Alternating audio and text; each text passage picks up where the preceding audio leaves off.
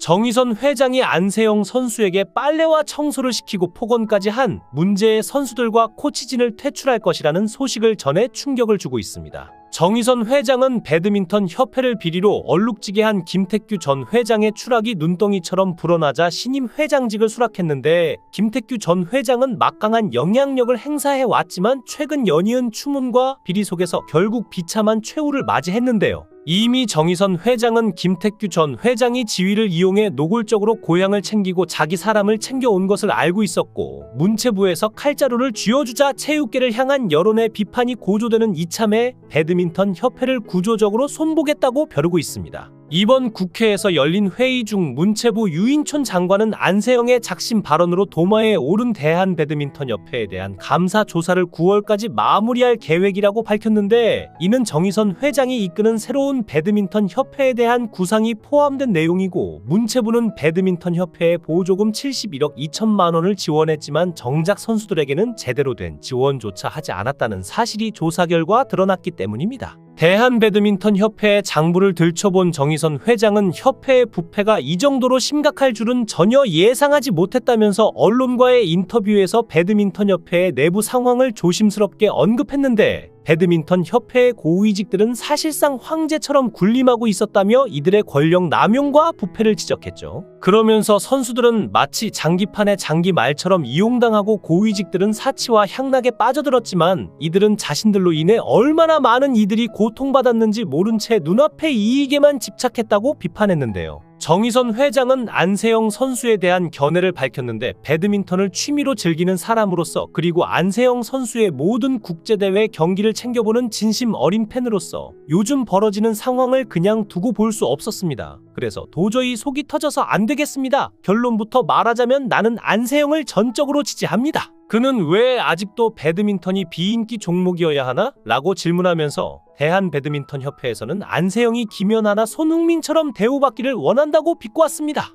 물론 종목은 다르지만 업적으로 보자면 안세영은 이미 그들과 동급이거나 그 이상입니다. 안세영은 전용 오픈 세계선수권, 아시안게임 그리고 올림픽까지 모두 석권한 22살의 천재입니다. 이 업적을 이룬 선수는 전 세계에서 단 한 명, 바로 안세영입니다. 그녀는 현존하는 배드민턴계의 최강자이자 역사상 가장 위대한 선수 중 한 명이기도 하죠. 물론 김연아는 압도적인 스타성을 지녔고, 손흥민은 세계 최고 인기 스포츠인 축구의 대표 선수입니다. 그래서 협회에서는 안세영은 그 정도의 대우를 받을 자격이 없다고 말했을지도 모릅니다. 언뜻 들으면 그럴듯해 보이죠. 하지만 그건 완전히 틀린 이야기입니다. 배드민턴은 축구 다음으로 생활체육 동호인이 가장 많은 스포츠인데, 전국에 6,000개 이상의 클럽이 있고 약 50만 명이 배드민턴을 즐기고 있습니다. 이렇게 많은 국민이 사랑하고 즐기는 스포츠가 아직도 비인기 종목으로 분류된다는 건 대한배드민턴협회가 얼마나 무능한지를 여실히 보여주는 겁니다. 이 정도의 저변과 참여도를 갖고도 배드민턴이 비인기 종목에서 벗어나지 못한다면 도대체 협회는 무슨 일을 하는지 심각하게 고민해봐야 합니다라고 말했는데요. 그러면서 50만 명의 국민이 즐기는 스포츠가 왜 올림픽 중계에서 뒷전으로 밀려야 합니까? 이건 정말 이해할 수 없는 일입니다.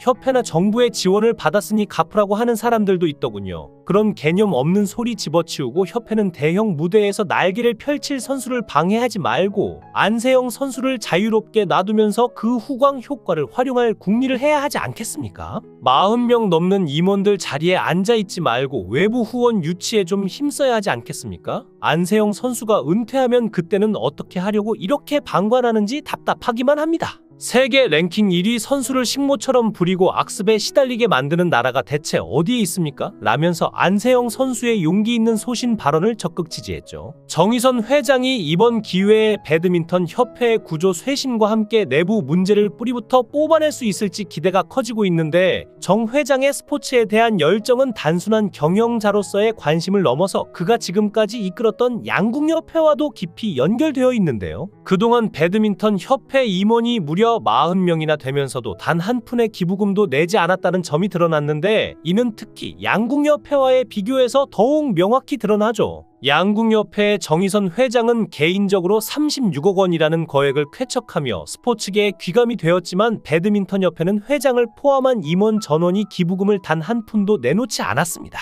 대한배드민턴협회의 과거 상황은 마치 드라마 속에서나 볼 법한 전개로 많은 이들의 눈길을 끌었고 협회의 수장이 과연 이 거대한 스포츠 산업을 이끌 만한 인물인지에 대한 의문이 커졌죠. 김택규 전 회장은 충남 배드민턴 협회장 출신으로 엘리트 체육인이 아닌 동호인 출신이라는 점에서부터 이미 배드민턴 팬들과 전문가들의 걱정을 불러일으켰습니다. 김택규의 프로필을 보면 대한배드민턴협회 인터넷 홈페이지에 한빛 엔지니어링 소장이라는 이력이 기재되어 있었지만 이 회사는 포털 사이트에서조차 검색이 되지 않으며 회사 홈페이지조차 없는 수준의 영세 업체로 직원 수가 10명 미만인 것으로 알려졌죠. 이러한 사실이 밝혀지면서 많은 이들은 대한배드민턴협회를 이끄는 회장이 이런 작은 회사의 소장이라니 과연 배드민턴 종목의 발전을 이끌 만한 영향력이 있는 사람일까라는 의문을 제기하지 않을 수 없었습니다. 이 의문은 다른 스포츠 협회의 회장들과 비교해보면 더욱 명확해지는데 대한양궁협회의 회장은 현대자동차의 정의선 회장, 대한축구협회의 회장은 HDC 정몽규 회장, 대한빙상연맹의 회장은 제네시스 BBQ 그룹의 윤홍근 회장 등 그 이름만으로도 막강한 영향력을 가진 인물들이 스포츠 종목의 발전을 이끌고 있는 상황에서 배드민턴 협회장은 이름조차 잘 알려지지 않은 영세 업체의 소장이라는 점은 그 자체로 상당한 차이를 보여주었는데요. 배드민턴 협회의 문제는 이뿐만이 아니었는데 협회의 임원진 규모를 살펴보면 김택규를 필두로 부회장이 7명에 달하며 이사진은 무려 30명이나 되는데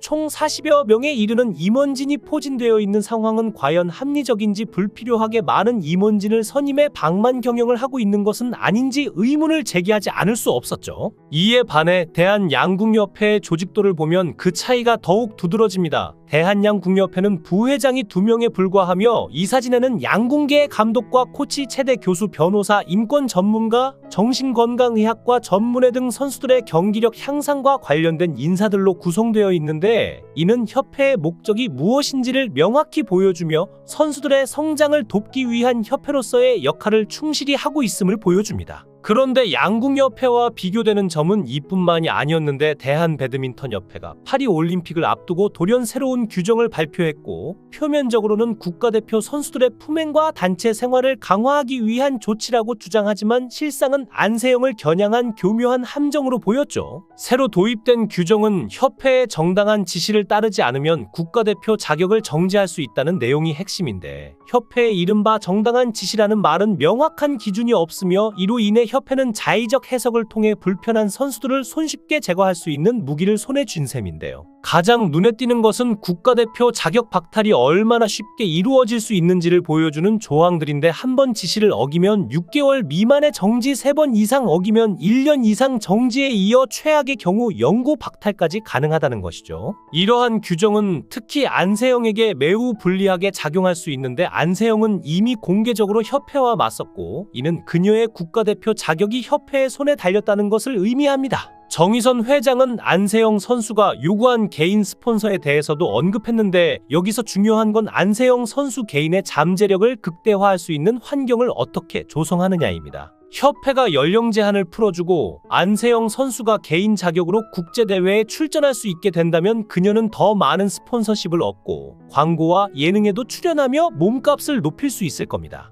이러한 과정에서 자연스럽게 안세영 키즈가 생겨나고 배드민턴에 관심을 가지는 유망주들이 늘어나면서 우리나라에서도 배드민턴의 입지가 점차 넓어질 가능성이 높습니다. 또 다른 관점에서 보자면 우리나라에서 비인기 종목이라도 외국에서의 인기를 국내에 성공적으로 가져올 수 있다면 그 인식이 바뀔 수 있습니다. 결국 대중이 무엇에 주목하느냐에 따라 스포츠의 인기는 결정되기 마련입니다. 그런데 안세영 같은 선수가 등장해 인기를 끌면 그 종목은 새로운 전환점을 맞이할 것입니다. 마치 김연아 선수가 피겨 스케이팅을 대중화시켰듯이 말이죠. 라고 말했는데요. 누리꾼들은 정의선 현대자동차 회장이 배드민턴 협회를 이끌어간다면 현재의 부조리와 혼란을 없애고 투명하고 정의로운 협회로 거듭날 수 있을 것이라는 믿음이 그들 사이에서 퍼지고 있죠. 일각에서는 대기업이 스포츠 협회장을 맡는 것에 대해 부정적인 시각도 존재하는데 축구협회를 예로 들며 대기업이 지나치게 스포츠에 개입하는 것이 문제가 될 수 있다는 의견도 나옵니다. 하지만 정의선 회장은 예외적으로 올림픽과 스포츠 전반에 깊이 관여하며 진정성을 보여왔습니다.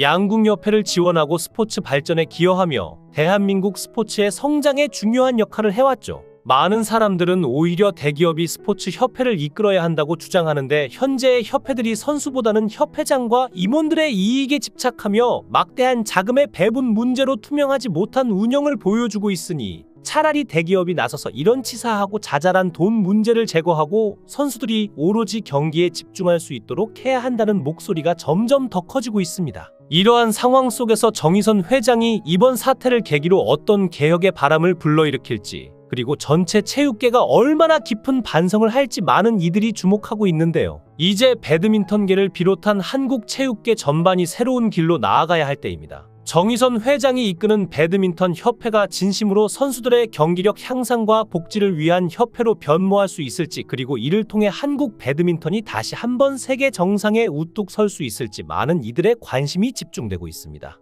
영상을 끝까지 시청해 주시고 귀한 시간 내주셔서 대단히 감사합니다. 구독, 좋아요 꼭 부탁드립니다. 더 좋은 영상으로 보답하겠습니다. 거원행